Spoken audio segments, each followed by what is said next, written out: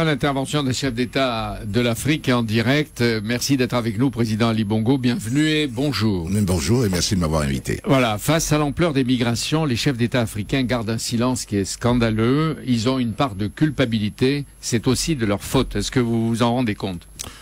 Je conçois que l'on puisse voir la chose de cette manière-là. Et effectivement, quand nous voyons les images qui sont extraordinaires, qui frappent, on peut quand même se poser la question, nous, chefs d'État, pour savoir si, quelque part, il y a quelque chose qu'on aurait pu mieux faire.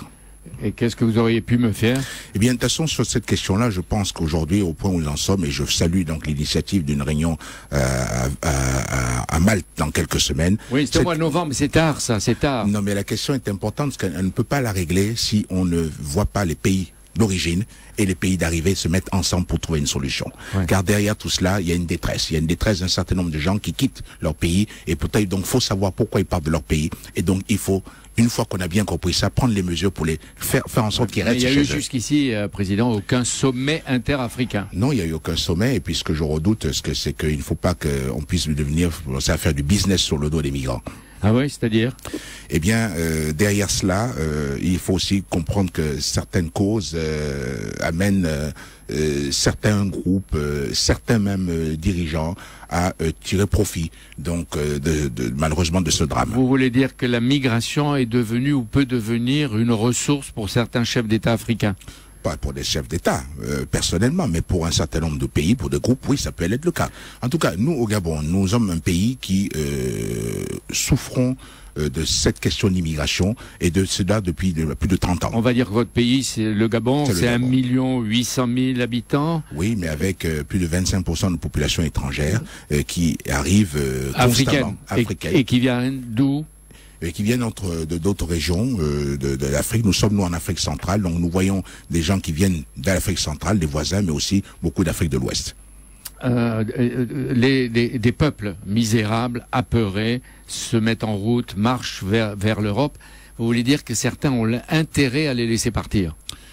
Eh bien, ce qui est important, c'est aujourd'hui ne plus regarder le passé, se dire que ce que nous voyons, plus jamais ça. Et pour cela, il faut réagir. Et pour y réagir, il faut qu'on se mette ensemble. Il est temps. Et de régler cette question en faisant en sorte que développer un certain nombre de programmes pour garder les gens chez eux. Est-ce que vous recommandez aux Européens de fermer leurs frontières ? La fermeture totale des frontières n'est pas une solution, car on voit bien que ceux qui ont essayé de le faire, ça n'a pas marché. Ce qui est important, c'est d'abord, la bonne immigration. Parce que là-dedans, il faut faire attention à qui vient, qui rentre. C'est-à-dire Nous avons vu dans le cas au Gabon, parmi la vague d'immigrants que nous avons reçus au cours d'un certain nombre de décennies, nous avons vu des gens qui étaient des criminels chez eux venir chez nous. Bon, et donc là, on s'est retrouvé dans la difficulté. Donc je dis là-dedans, l'émotion c'est bien, mais il faut faire très attention qui l'on accueille. Vous voulez dire qu'il faut faire attention, même quand on reçoit des Syriens, des Irakiens, il peut y avoir des djihadistes déguisés ? Sans aucun doute. Infiltrés ? Sans aucun doute. Je suis persuadé. Parce que vous en avez des preuves chez vous. Mais nous avons, avec le cas vécu au Gabon, nous savons que dans des arrivées massives comme cela, il y a beaucoup aussi qui sont d'infiltrés. Daesh, l'État islamique, est-ce qu'il menace vraiment une Afrique qui est de plus en plus musulmane, Monsieur le Président ? Daesh en tant que tel, je dirais non, ce sont les mouvements intégristes en Afrique qui font allégeance à Daesh. Donc Daesh et ses alliés deviennent un problème qui est global. Ça veut dire que il y a tellement de questions. Est-ce qu'il est vrai, par exemple, qu'il y a des terroristes africains maintenant ? Des terroristes africains, c'est-à-dire des Noirs qui passent au terrorisme aussi ?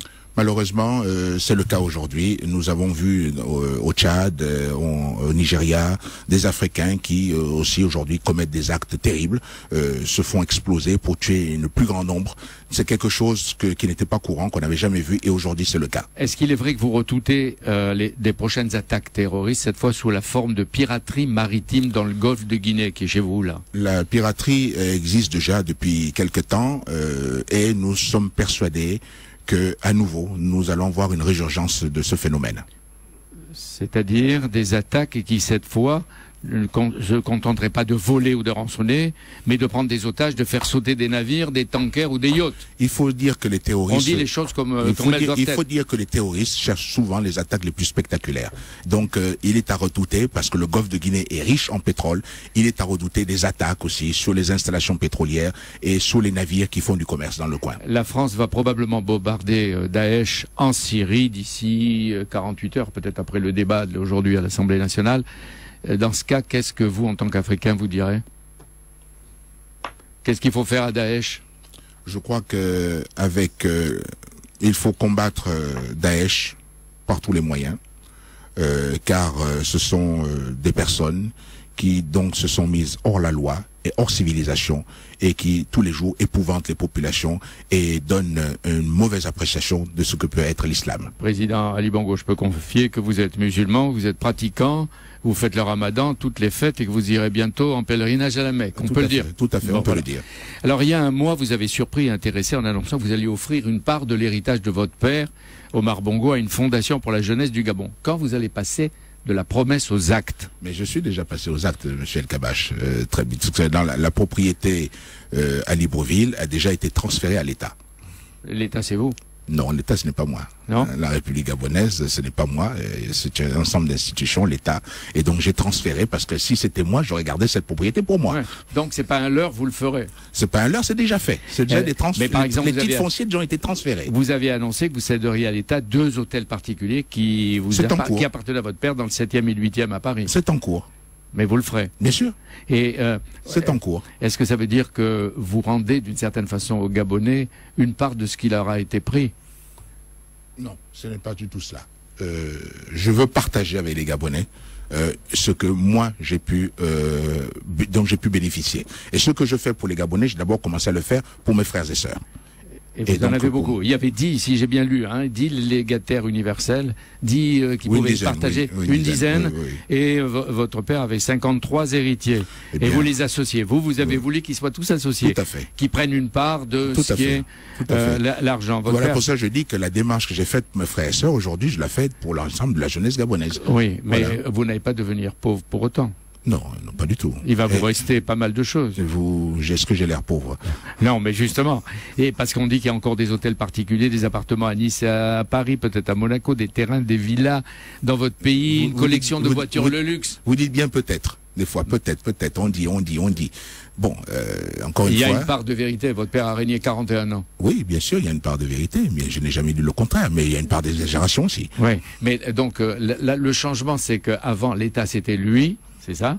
Maintenant, vous dites l'État, c'est pas moi.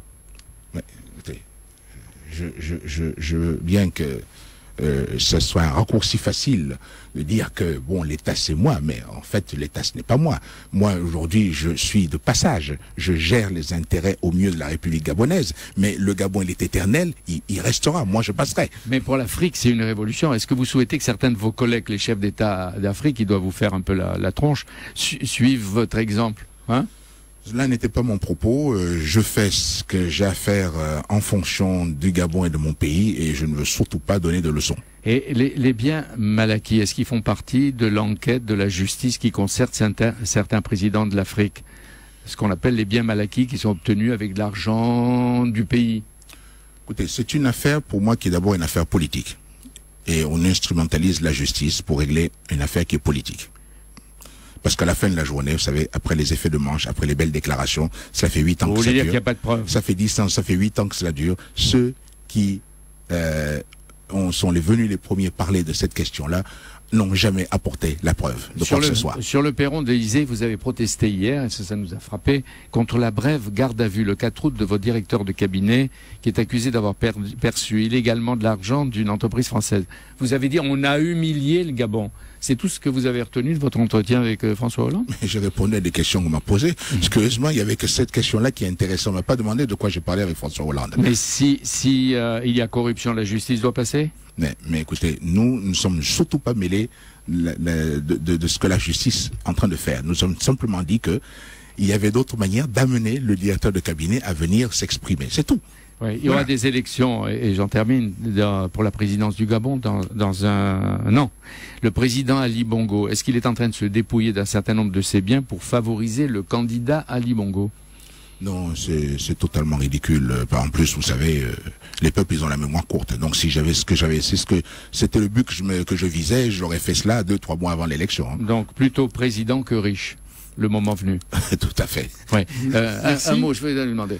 Il y a des massacres d'éléphants dans votre pays. Qu'est-ce que vous faites contre le trafic d'ivoire, ce qui est scandaleux?